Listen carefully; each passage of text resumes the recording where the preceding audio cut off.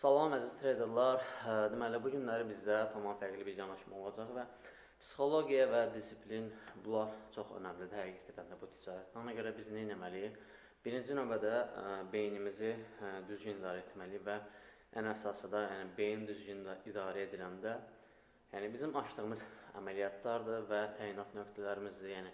Bizim stop loss və yaxud take profitlərimiz hər biri düzgün şəkildə olmalıdır. Biz ümumiyyətcə qrafikə yaxınlaşanda sırf girəyə bugün əməliyyat açaq deyə psixologiyasında olmalı deyilik. Çünki bu psixologiyada olanda uşaqlar bizim yanaşmamız, qrafiki görən kimi birbaşa əməliyyata keçmək olur. Amma bu düzgün deyil. Əlbəttə ki, ona görə uşaqlar nə qədər təcrübənin olmağına baxmayaraq, sən bu tələskənliklə, səbirsizliklə sən heç vaxt uğur qazana bilməzsən. Nə etmək lazımdır?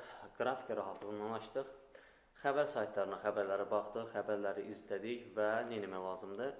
Gəlməliyik biz, platformaya daxil olmalıyıq, qrafikə baxmalıyıq, texniki analizlərimizi etməliyik, səbirli şəkildə təyinat nöqtələrimizi təyin edirik və ən əsası da stop loss və take profit zonalarını mütləq şəkildə düzgün icra edirik və hər şeyi dəqiq edəndən sonra uşaqlar rahatlıqla oturub əməliyyatı izləyə bilirsən və rahatlıqla xeyirli götürə bilirsən. Bu ticarətdə nə qədər tələskən olursan, bir o qədər itki yaşayırsan və balansını da düzgün idarə edə bilmirsən, çünki disiplindən çıxırsan. Disiplindən çıxmaq da nə deməkdir uşaqlar? Balansımızı təhlükəyə atırıq və balansımızı itiririk. Ona görə nə etmək lazımdır? Uşaqlar sağlam düşünmək lazımdır.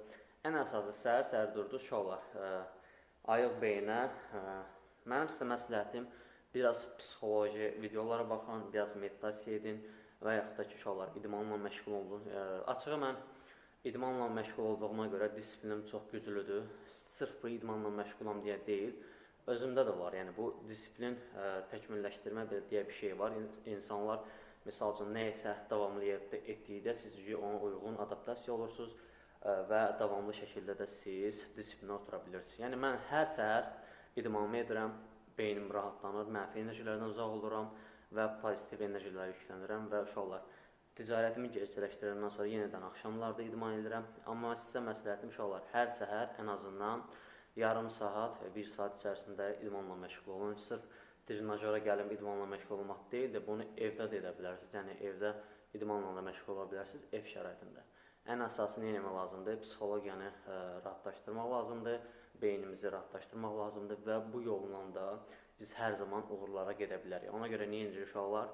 Disiplinli şəkildə həyatınızı davam elətdirirsiniz və disiplin ümumiyyətcə tək ticarətin deyil, bir çox işlərdə belə deyim, bir çox uğurlarda deyim, hər bir yerdə disiplin sizi ən yüksək səviyyə daşıyacaq bir addımdır və bu disiplinlə çıxmırsınız, özünüzə qoyduğunuz disiplinlə davam edirsiniz və inanın ki, uşaqlar hər zaman uğurlu ola biləcəksiniz. Sadəcə nə etmək lazımdır?